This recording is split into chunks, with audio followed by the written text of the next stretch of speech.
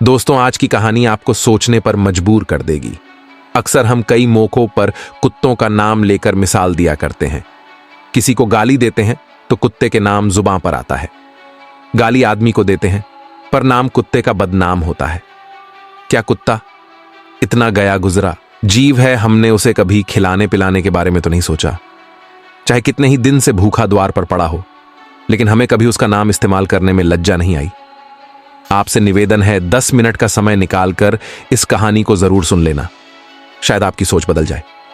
नमस्कार दोस्तों, Bodhi lights YouTube channel में आपका दिल से स्वागत है। एक गांव में सुरेश नाम का लड़का रहता था। वह बहुत परेशान था। वह बस यही सोचता रहता था कि मैंने पिछले जन्म में क्या पाप किया था जो मुझे अभी भुगतना पड़ रहा है। एक दिन उसे पता चला कि गांव से कुछ दूर एक महात्मा रहते हैं जो सबकी समस्या सुनते हैं। अगले दिन सुरेश उस महात्मा से मिलने के लिए निकल गया। वहां पहुंचकर सुरेश ने देखा कि महात्मा अपने आश्रम में कुछ लोगों को उपदेश दे रहे थे। तभी सुरेश ने महात्मा को प्रणाम किया और कहा, गुरुदेव, मेरे मन में एक प्रश्न उठ रहा है। महात्मा ने कहा, भक्त, निसंकोच होकर पूछो, आपके मन में वह कौन सा प्रश्न उठ रहा है? तब सुरेश ने कहा, गुरुदेव, मैं यह जानना चाहता हूं कि कुत्ते को एक टुकड़ा रोटी खिलाने से मनुष्य को कौन सा फल मिलता है?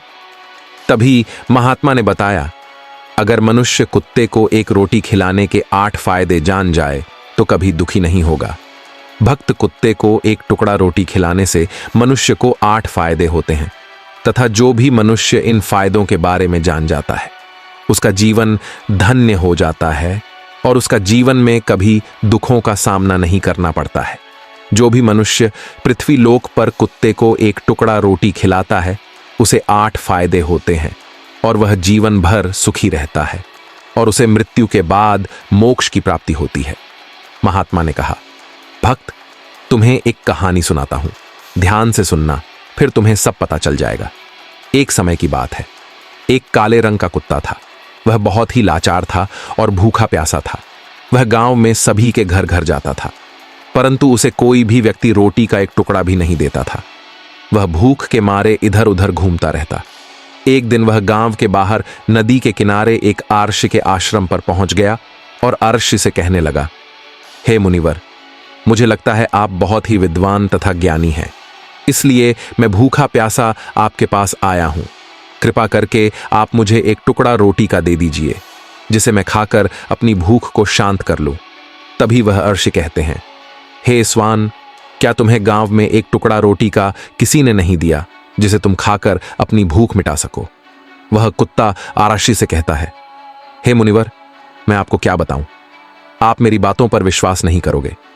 तभी वह आराशी कहते हैं, स्वान, तो बताओ तुम्हारी बातों पर, मैं विश्वास अवश्य करूंगा।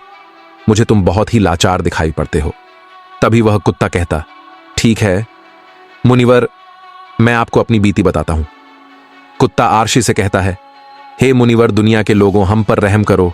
हमारा कोई घर नहीं होता, कोई आसरा नहीं होता है, कमाकर खाना हमें नहीं आता है, हमें वस्त्र भी पहनने का ज्ञान नहीं है, इसलिए सर्दी, गर्मी और बरसात में हम ऐसे ही घूमते रहते हैं।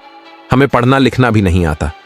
मुनिवर, आपकी तरह हमें अनुशासन नहीं आता, हमें आपकी तरह बोलना नहीं आता। यह हमारा दुर्भाग्य ही समझिए, परंतु हमें आपकी तरह भूख भी लगती है। चोट लगने पर हमें आपकी तरह पीड़ा भी होती है। हमें आपकी तरह रोना भी आता है। बस इन्हीं 3 कामों में हम आपकी बराबरी करते हैं, इसीलिए हम पर दया दिखाइए, हमें और कष्ट मत दीजिए। ईश्वर ने तो हमें वैसे भी कष्ट देकर ही भेजा है, ऊपर से आप लोग हमें परेशान करते हैं। हम आपकी तरह मनुष्य नहीं हैं, हम पराधीन जीव हैं। जब हमारा जन्म हुआ उस समय हमारे आंख कान बंद थे।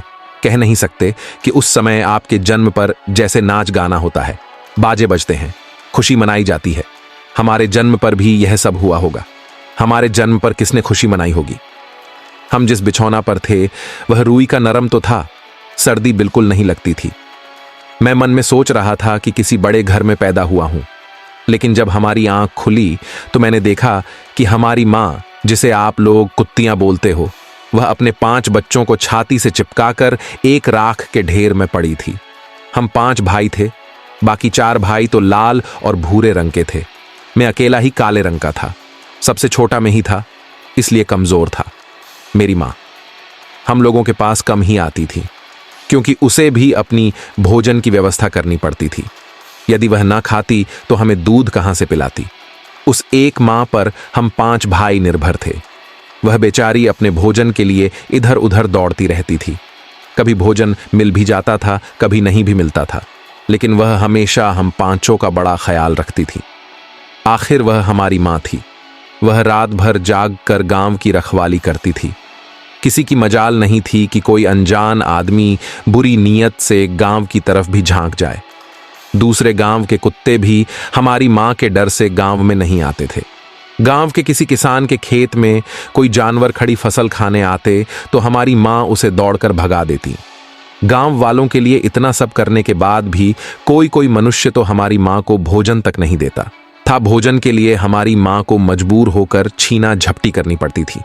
कई बार तो लोग उसे लाठी डंडों से पीट पीट कर भगा देते थे।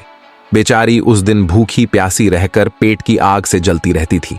वह कहता है, हे मुनिवर, आखिर भूख तो हमें आपकी ही तरह लगती है। ऊपर से उसे अपने 5 बच्चों की चिंता भी लगी रहती थी। आखिर माँ जो थी, भूख उसे चैन से बैठने नहीं देती थी, और गांव वालों का भी उसे देखकर हृदय नहीं पसीजता था, तो बेबस होकर उन लोगों के घरों में चोरी से घुसना पड़ता था। और खाने की कोई चीज मिल जाती तो उसे खाकर अपने पेट की आग बुझा लेती थी। कई बार तो लोग उसे खाने की वस्तु ले जाते हुए देखे तो लाठी डंडे लेकर उसके पीछे पड़ जाते। कुछ निर्दय लोग तो कई बार उसे घर के अंदर बंद करके पीटते थे। हमारी माँ का बुरा हाल कर देते थे। फिर वह कुत्ता उस आरशी से कहता है, हे मुनिवर, हमारी माँ ने क्या बिगाड़ा था? उसने सिर्फ अपने पेट के लिए भोजन ही तो चुराया था। चोरी करने का हमें कोई शौक नहीं है, पर पापी पेट हमें यह सब करने के लिए मजबूर कर देता है। एक दिन की बात है, बड़ी जोरदार बरसात हो रही थी, ओले पड़े थे, ठंडी हवा चल रही थी। उस ठंड में ठिठुरकर हमारे 3 भाई मर गए। उस दिन हमारे माँ बहुत रोई थी, लेकिन मनुष्य हमारी पीड़ा को नहीं समझा, क्योंकि उसके बच्चे थोड़े ही मरे थे। फिर वह कुत्ता कहता है, हे मुनिवर, अब हम सिर्फ 2 भाई रह गए थे। हमारी माँ हम दोनों की अच्छे से देखभाल करने लगी। फिर एक दिन उसी गांव में एक सेठ के घर पर दावत चल रही थी और अनेक प्रकार की मिठाइयां बन रही थीं। सेठ जी के घर काफी मेहमान आए हुए थे। हमारी माँ कुछ खाने की तलाश में बार बार उधर जाती, लेकिन लोग उसे दुत्कार कर भगा देते थे। किसी को उस पर इतना भी तरस नहीं आया कि एक रोटी उस बेचारी को खाने को फेंक दे। एक रोटी से उनका क्या बिगड़ जाता। मेरी माँ बार बार जाती और वहीं खड़ी खड़ी देखती रहती थी। सेठ जी के आंगन में दावत खाने का सिलसिला चालू हुआ। भोजन परोसा जाने लगा। मेरी माँ भी वहीं जाकर पूंछ हिलाने लगी। खाना परोसने वाला आदमी जब किसी काम से भीतर गया तो मेरी माँ दबे पांव रोटी लेने को चल पड़ी। फिर दूसरे आदमी ने मेरी माँ को जाते हुए देख लिया तो चारों ओर से लोग चिल्ला चिल्ला कर उसकी तरफ भागे। मेरी माँ उनकी चीख सुनकर घबरा गई। 2-3 आदमी लाठी लेकर उसके पीछे बड़ी बेरहमी से दौड़े। मेरी माँ वहां से घबरा कर भागने लगी, परंतु उसे वहां से निकलने का कोई रास्ता नहीं मिला, क्योंकि सामने से लोग लाठी डंडे लेकर आ रहे थे। तभी मेरी माँ वहां पर जो लोग भोजन कर रहे थे उनको लांघ कर निकल गई। आगे वह कुत्ता कहता है, हे मुनिवर, मेरी माँ अपने निकलने पर इतनी हैरान नहीं थी जितनी कि उन लोगों को देखकर हुई थी जो वहां पर दावत खा रहे थे। वह सब उठकर खड़े हो गए। उन्होंने भोजन करना छोड़ दिया और कहने लगे कि कुतिया के लांघ जाने के कारण भोजन भ्रष्ट हो गया है। सब एक दूसरे से विचार विमर्श कर रहे थे कि अब क्या किया जाए। खाना तो सब खराब हो गया है। फिर सेठ जी फूट फूट कर रोने लगे। कुछ लोग तो यह भी कह रहे थे कि भाई, कुत्तिया के लांघने से भोजन खराब कैसे हो गया? उसने खाने में या पतीलों में मुंह थोड़ी डाला है, सिर्फ ऊपर से लांघ कर ही तो गई है। और कहने लगे, शहरों में तो लोग कुत्ते को पालकर घर के अंदर सुलाते भी हैं और खिलाते भी हैं, तो इसमें कोई बुरी बात नहीं है। अगर कुतिया लांघ कर गई है तो भोजन खराब नहीं हुआ है। लेकिन उनमें से कुछ लोग बड़े घरों से ताल्लुक रखते थे। उन्होंने एक भी नहीं चलने दी। कह रहे थे कि भोजन तो भ्रष्ट हो गया है, यह हमारे खाने के लायक नहीं है। आखिरकार उन्हीं की बात मानी गई। अब तो वह सारा भोजन गरीबों में बांट दिया गया। उस दिन तो मेरी मां को खूब पेट भर के खाना मिला था। ऐसा सुख उसने जीवन में कभी नहीं पाया था, लेकिन वह सुख उसके लिए बड़ी मुसीबत बन गया। वह भोजन करके वहां आराम से लेटी हुई थी। उतने में वह सेठ डंडा लेकर वहां आ पहुंचा और उसे बुरी तरह पीटने लगा। उसे वहां से भागने का भी कोई अवसर नहीं मिल पाया। डंडों की चोट से वह बुरी तरह से चिल्लाने लगी। मां के बिलाप सुनकर पत्थर भी पिघल जाता है, पर उस निर्दय को उस पर जरा भी रहम नहीं आया। वह उसे कठोरतापूर्वक पीटता रहा। मां का वह शोर पूरे गांव में सुनाई दे रहा था। तब कुछ लोग आए और उसे समझाते हुए बोले, सेठ जी, जाने दो, भूख में तो आदमी की भी बुद्धि भ्रष्ट हो जाती है। यह तो एक पशु है, इसे अच्छे बुरे का क्या ज्ञान। अब इसे मारकर आपको क्या मिलेगा? जो होना था सो हो गया। लोगों के समझाने के बाद उसने हमारी मां को पीटना बंद किया। फिर बड़ी मुश्किल हालात में वह हमारे पास आई। मां ने आकर सारी कहानी हम दोनों भाइयों को सुनाई। हमने सोचा कि कितना कष्ट भरा है हम कुत्तों का जीवन। आदमी एक रोटी के टुकड़े के बदले एक चोर के जितना पीटता है, बेकार है। ऐसे लोग जो हम लोगों की पीड़ा को नहीं समझते। वह कुत्ता कहता है, हे मुनिवर, एक दिन की बात है, उसी गांव में के बाहर एक ब्राह्मण आकर ठहरा हुआ था। उसने अपने भोजन के लिए एक जगह चूल्हा बनाया और उस पर दाल बनाने के लिए रख दी। उसके बाद आटा गोंद कर रख दिया। वह वहीं पास के कुएं पर पानी लेने चला गया। इधर कहीं से मेरी मां भी घूमती हुई वहीं पहुंच गई। उसने आटे को देखा तो सोचने लगी कि शायद इस आटे का कोई मालिक नहीं है। यही सोचकर वह उस आटे को खाने लगी। उधर उस ब्राह्मण ने कुएं के पास से देखा कि उसका आटा एक कुत्तियां खा रही है, तो वह बड़ा दुखी हुआ। वह बेचारा रोने लगा, क्योंकि वह भी 2 दिनों का भूखा और थका हुआ था। कुछ लोगों ने उसे कहा, अरे ब्राह्मण देवता, इस कुत्तिया ने तुम्हारा भी आटा बिगाड़ दिया। कल तो इसने सेठ जी के पूरी रसोई बिगाड़ कर रख दी थी। ब्राह्मण दुखी होता हुआ बोला, भाई, मुझे क्या मालूम था ये दुष्ट कुत्तियां मेरे आटे को खाने के लिए घात लगाए बैठी है। ब्राह्मण ने ना आव देखा ना ताव देखा, लाठी लेकर उस कुत्तिया के ऊपर टूट पड़ा। मां उस आटे को ठीक से खा भी नहीं पाई थी, पर उससे ज्यादा कि उस पर लाठी बरस गई। महीनों तक मेरी मां लड़खड़ाते हुए घूमती रही। तब उस दिन समझ में आया कि आदमी कितना खुदगर्ज है। हम उसका कोई भी कार्य करते हैं तो भी वह हमें नहीं समझता। आगे वह कुत्ता कहता है, मुनिवर, हमारी कमी यह है कि हम उन्हीं मतलबी इंसानों के अधीन रहना चाहते हैं जो हमें कष्ट देता है, जो हमें प्यार से खिलाता है। हम उसके कितने काम आते हैं यह नहीं पता। उनके घर की रखवाली तो करते ही है, साथ ही साथ और भी बहुत सारे लाभ है जिन्हें मनुष्य नहीं जानता। महात्मा ने कहा, यदि मनुष्य कुत्ते को रोटी खिलाने के फायदे जान जाए तो अपने जीवन में होने वाले नुकसान से बच सकता है। आज मैं आपको बताऊंगा कुत्ते को रोटी खिलाने का 8 फायदे। मनुष्य को पता नहीं है कि जब भी घर में रोटी बनाई जाती है तो सबसे पहले रोटी गौ माता की होती है और पिछली रोटी कुत्ते की होती है। महात्मा ने कहा, ऐसा ही विधान भगवान ने बनाया था, लेकिन भगवान के बनाए उस विधान को भूलकर मनुष्य अगली और पिछली रोटी स्वयं ही खा जाता है। इसका दुष्प्रभाव उसके जीवन पर पड़ता है। कुत्ता वह प्राणी है जिसको रोटी खिलाने से मनुष्य के जीवन में पड़ने वाले ग्रह के दोष भी दूर हो जाते हैं। महात्मा ने कहा, कुत्ते को रोटी खिलाने का पहला फायदा, कुत्ते को रोटी खिलाने से शनि का नकारात्मक प्रभाव कम हो जाता है।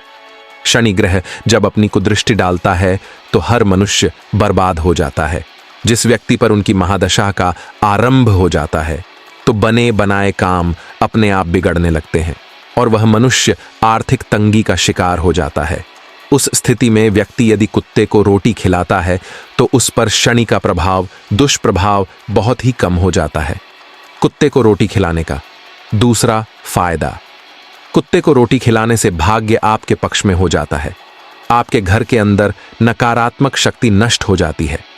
कुत्ते को रोटी खिलाने का तीसरा फायदा, कुत्ते को रोटी खिलाने से माता लक्ष्मी का प्रसन्न हो जाती है और आपके घर में धन दौलत की कभी कमी नहीं रहती। कुत्ते को रोटी खिलाने का चौथा फायदा, कुत्ते को रोटी खिलाने से आपके ऊपर कर्ज नहीं चढ़ता और जो पहले से आप कर्जदार हैं उससे भी मुक्ति मिल जाती है। कुत्ते को रोटी खिलाने का पांचवा फायदा, कुत्ते को सुबह शाम भोजन देने से आपका व्यापार बहुत अच्छे से चलता है। कुत्ते को रोटी खिलाने का छठा फायदा। कुत्ते को रोटी देने से आपकी आयु में वृद्धि होती है और अटका हुआ धन वापस मिल जाता है। कुत्ते को रोटी खिलाने का सातवां फायदा। कुत्ते को रोटी देने से हमेशा आपका स्वास्थ्य अच्छा बना रहता है और मानसिक रूप से आप मजबूत रहते हैं। आपका मन हमेशा ऊर्जावान रहता है। अच्छे विचार आपके मन के अंदर आते हैं। कुत्ते को रोटी खिलाने का आठवां फायदा। कुत्ते को रोटी खिलाने से भगवान प्रसन्न रहते हैं, क्योंकि भगवान को समस्त जीवों की चिंता रहती है और जो समस्त जीवों पर दया दिखाता है, भगवान भी उस मनुष्य से हमेशा प्रसन्न रहते हैं। भगवान की कृपा सदैव उस परिवार पर बनी रहती है। आपने अपने बूढ़े बड़ों से सुना होगा, कहते हैं कि जब कुत्ता रोता है तो अब शगुन होता है, कोई संकट आता है, किसी की मृत्यु होती है, इसलिए कुत्ते को कभी रुलाना नहीं चाहिए। इस प्रकार से महात्मा ने सुरेश को कुत्ते को रोटी खिलाने की 8 फायदे बताएं, और जो भी मनुष्य कुत्ते को रोटी खिलाता है तो उसे उन 8 फायदे का फल प्राप्त होता है।